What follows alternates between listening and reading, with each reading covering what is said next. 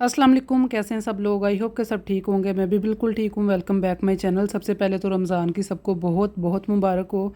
अल्लाह ने हमें ये महीना अता किया रहमतों वाला, बरकतों वाला, और हमें इसकी रहमतें और बरकतें समेटना नसीब करे और हम सब पे अपना फ़ज़ल करे। आमीन सुम्मा आमीन। तो जी यहाँ पे आज मैं लेके आई हूँ फुल्कियों की रेसिपी, और उसके साथ साथ यहाँ पे मैं आज भल्ले बनाऊँगी, वो भी रेसिपी आपसे शेयर करूँगी। बड़ी ही मज़े की, बड़ी ही डिफरेंट सी रेसिपी है। आप लोग ज़रूर ट्राई करना। बिल्कुल बाज़ार जैसे जो भल्ले होते हैं ना, वो यहाँ पे बनाना सिखाऊँगी। थोड़ी सी वीडियो लेट हो गई है तो, लेकिन खैर मैंने कहा चलो कोई बात नहीं है, मैंने अपनी रेसिपी आपसे शेयर करनी है ना, चलो अभी नहीं तो फिर कभी आप लोग बना लेना। तो यहाँ पे भी आज पहला रोज़ा है तो उसके लिए भी तैयारी वगैरह करनी है, लेकिन उससे पहले मैंने कहा चलो वीडियो अपलोड कर देती हूँ। यहाँ पे मैं फुल्कियाँ बना रही थी। इसकी रेसिपी मैंने पहले भी आपके साथ शेयर की हुई है, इसलिए इतना कोई डिटेल नहीं बता रही। बेसन यहाँ पे मैंने ले लिया था आधा किलो, उसमें नमक डाल दिया था, थोड़ा सा मैंने ज़ीरा पाउडर डाला था, और साथ ही पिसी हुई लाल मिर्च मैंने थोड़ी सी डाल दी थी। और इसको इतना बीट करना है कि बिल्कुल ये फ्लफ़ी सा हो जाए और स्मूथ सा इसका पेस्ट बन जाए। ये देखें, यहाँ पे मैंने इसको काफ़ी बीट किया था और मेरे तो बाजू थक गए हैं बेसन को भी बीट कर करके, और उसके बाद जो भल्ले वाला बैटर है ना, उसको भी रेडी हमने इसी तरीके से करना है बीट करके। यहाँ पे इसमें मैं डाल रही थी मीठा सोडा, और मीठा सोडा आपने उस पॉइंट पे डालना है जब इसको हमने फ्राई करना है। उससे पहले हमने इसको घंटा दो हमने छोड़ देना है बीट करके ना, अच्छे से इसको रेस्ट देना है ताकि ये अच्छा सा बेसन जो है ना वो हमारा फूल जाए। लेकिन मीठा सोडा हमने फ्राई करने से पहले डालना है। यहाँ पे बस अब मैं फ्राई करूँगी, बिल्कुल इसकी मीडियम आंच पे मैंने इसको फ्राई करना है। और ये पैन है मेरे पास, पिज़्ज़ा पैन है, मैं हमेशा इसके साथ बनाती हूँ। बिल्कुल ना इनकी लुक जो है वो बिल्कुल बाज़ार वाली फुल्कियों जैसी आती है, मोटी मोटी सी, और बड़ी ही ज़बरदस्त इसके अंदर इस पैन के साथ बन जाती हैं। वरना ये जो स्पून मैंने लिया हुआ है ना, जिसके साथ मैं इनको हिला रही हूँ, इस स्पून के साथ भी बहुत से लोग बनाते हैं, लेकिन वो बड़ी बारीक सी बूंदी बनती है, तो वो तो दही के अंदर जाके बिल्कुल मिक्स ही हो जाती है, इतनी अच्छी नहीं वो लगती। और ये देखें यहाँ पे लुक बिल्कुल बाज़ार जैसी है और टेस्ट भी बिल्कुल वैसा है। मैं माशाल्लाह से खुद ही अपनी तारीफ़ कर रही हूँ कि मैं दही भल्लों में बड़ी परफेक्ट हो गई हूँ बना बना के यहाँ पे। तो माशाल्लाह से काफ़ी अच्छे अब बन जाते हैं। तो ये यहाँ पे बस मैं ना फुल्कियाँ डालती जा रही थी और निकालती जा रही थी पैन के साथ ही। कोई इसमें मैंने हाथ गंदे नहीं किया, बस पैन इसी तरह ऊपर इसके घुमा रही हूँ, पैन के ऊपर ना स्पून, बस वो नीचे गिरती जा रही हैं। और देखें कैसे एकदम से वो राइज़ हो रही हैं। एक तो ये है कि इसमें आँच का काफ़ी ख्याल रखना पड़ता है, बिल्कुल स्लो आँच पे इसको पकाना होता है, और एक ही जगह पे आँच को स्टे करके बार बार चूल्हे को कम ज़्यादा नहीं करना। फ़र्स्ट टाइम जब आप डालेंगे ना तो तभी आपको पता चल जाएगा कि आँच इसके नीचे कैसी होनी चाहिए, वरना ये अंदर से कच्ची रह जाएंगी। दूसरा ये कि इसको बीट बड़े अच्छे से किया हुआ है, इसलिए ये इतनी फूल रही हैं, वरना तो ये ऐसे ही होता है कि बिल्कुल बैठ जाती हैं। और आगे मैं आपको दिखाऊंगी कि ये कितनी क्रिस्पी बनी है, इनकी आवाज़ भी बाकायदा मैं आपको सुनवाऊँगी। बड़ी अच्छी फुल्कियाँ यहाँ पर रेडी हो गई थी। तो ये यहाँ पे बस मैं बैच डालती जा रही थी और निकालती जा रही थी। और ये देखें यहाँ पे आँच मैंने आपको दिखाई है कि कितना मैंने इसको स्लो पे रखा हुआ है, और इसी आँच पे मैं इसको बना रही थी, साथ साथ मैं मिक्स करती जा रही थी, साथ साथ अपने दूसरे काम कर रही थी, और इसी तरह करते ये बन गई थी। लेकिन टाइम बहुत लगता है इन पर, काफ़ी टाइम टेकिंग चीज़ है। वही बात है कि पाकिस्तान में तो मौजे हैं कि आराम से लाएं और ला के बना लें, लेकिन जो बाहर की कंट्रीज़ में रहते हैं ना, उनको पता चलता है रमज़ान की तैयारी कैसे करनी है, क्या क्या उसमें करना पड़ता है, बहुत मुश्किल हो जाता है। और अब ये देखें आपके मैं भी कोई 3-4 दिन हो गए हैं लगी हुई हूँ इसी में, साथ साथ वैसे किचन की डीप क्लीनिंग भी की है, वो आपसे शेयर नहीं कर सकी क्योंकि वो काफ़ी मुश्किल हो जाता है शेयर करना, टाइम लग जाता है और काम स्लो हो जाता है। तो यहाँ पे ना जब सारी फुल्कियाँ बन गई तो बाद में इनको मैंने 2 बैच में डाल के दोबारा से बिल्कुल 5 मिनट के लिए फ्राई किया था, ताकि इनका जो है ना एक क्रिस्पीनेस आ जाए इसके अंदर। क्योंकि कभी ऐसा होता है ना कि कोई बीच में रह जाती है, कोई ज़्यादा मोटी हो, तो जब इस तरह दोबारा डालें ना तो फिर ये काफ़ी क्रिस्पी हो जाती हैं। और ये देखें माशाल्लाह से काफ़ी ट्रे भर के मैंने बना ली थी, महीना पूरा सुकून से गुजरेगा। और बड़ी खुशी हो रही थी मुझे ये काम करके, क्योंकि मुझे ये काफ़ी पसंद है ना, इसलिए।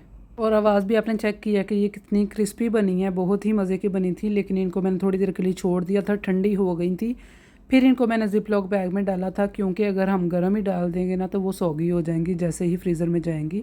और ये फ्रीज़र में आप आराम से 5 से 6 माह आराम से सेव कर सकते हैं, बल्कि इससे भी ज़्यादा देर इनको कुछ भी नहीं होता। लेकिन फ्रिज में रखने से थोड़े देर बाद ना इनका टेस्ट चेंज होना शुरू हो जाता है।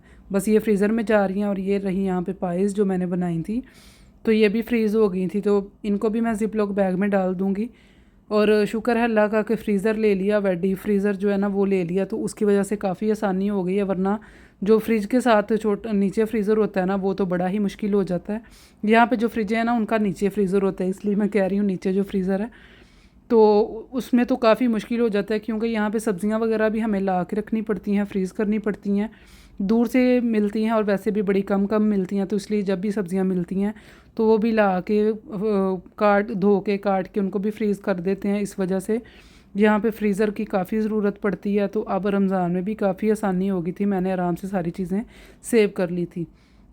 और ये यहाँ पे देखें मैंने दाल भी भिगो के रखी हुई थी, माश की दाल 1 कप यहाँ पे मैंने ली थी भल्ले बनाने के लिए। तो 1 कप ही ये इनफ है, इसमें काफ़ी सारे बन जाते हैं। मैं एंड पे आपको दिखाऊंगी कि इसमें कितने बने हैं।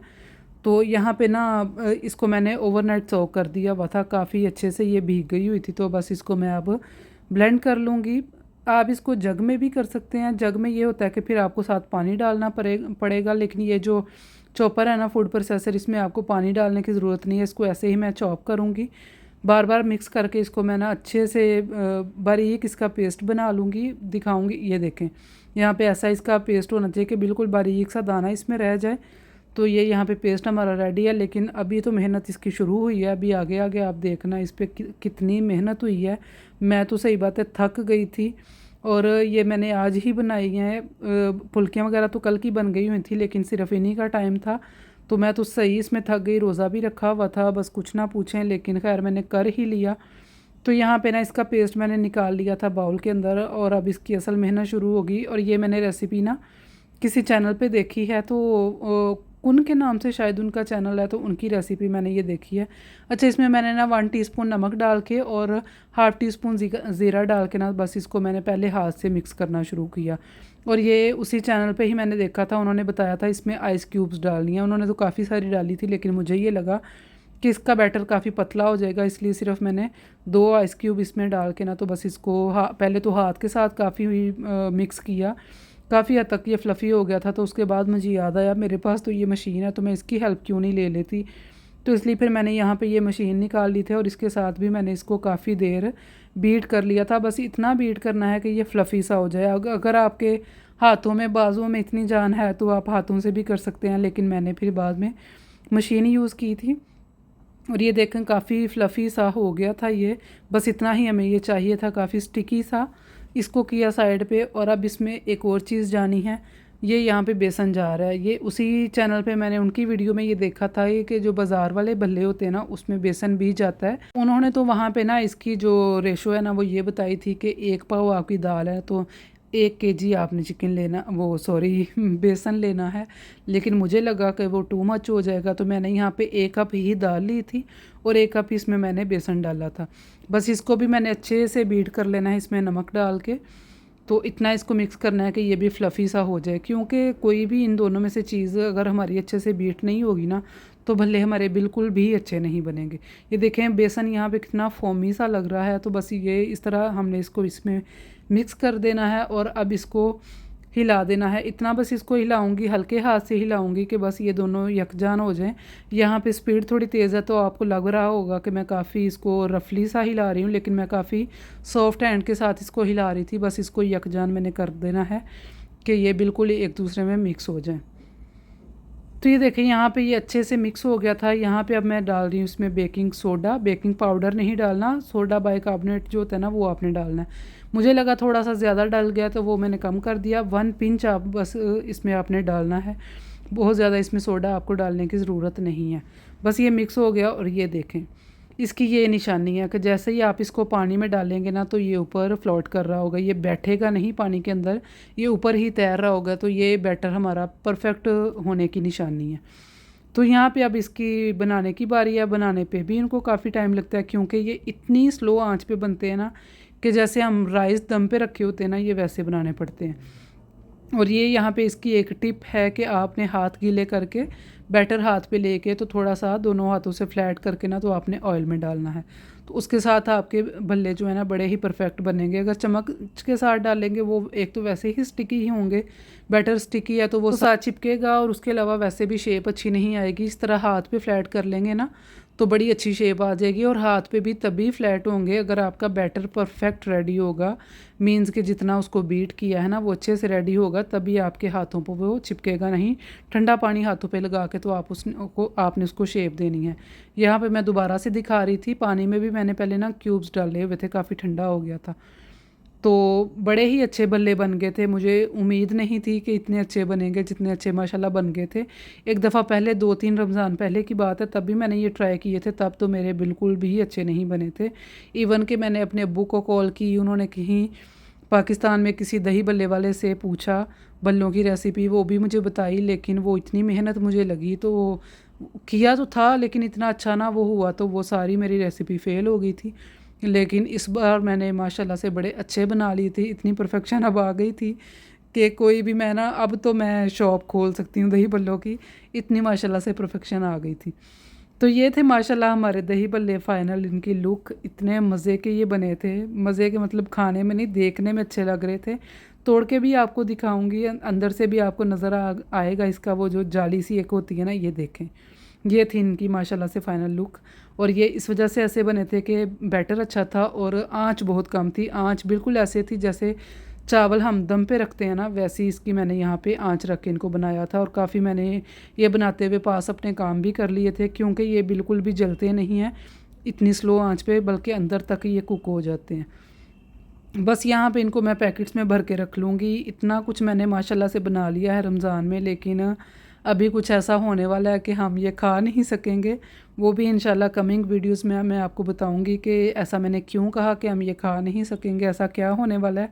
ये अभी आपके लिए सरप्राइज़ है, सस्पेंस आपके लिए ये मैंने छोड़ दिया। तो यहाँ पे अपने जार भी कुछ मेरे रीफ़िल होने वाले थे, उनको भी फ़िल कर लिया था, नमक मिर्च और गरम मसाला।